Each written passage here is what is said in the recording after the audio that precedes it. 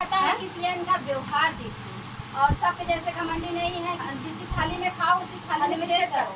जैसे इनको गलत है, जो इंसान ऐसा बोला होगा ना, जो इनको बोल रहे हैं जाके थोड़ा किसी और यूट्यूबर के साथ ऐसा वीडियो बना लो, इतना सामान पा जाओ तो बताओ मिलेगा इतना सामान? जितना सामान ये दीदी देती है काहे ब्लैकमेल कर रहे हो आप? कोई दिक्कत नहीं है। अगर आपको हम नाम बताएंगे पर्सनली, ये मत सोचिएगा कि वीडियो में नाम नहीं है तो नहीं बताएंगे, इनसे पर्सनली बताएंगे जो भी हो आप। और हम अच्छी तरह से जानते हैं, कल आपसे बात भी हुई थी। चलो अब उसको ज्यादा उसको हटाया जाए जो भी है, काहे ब्लैकमेल करते हैं।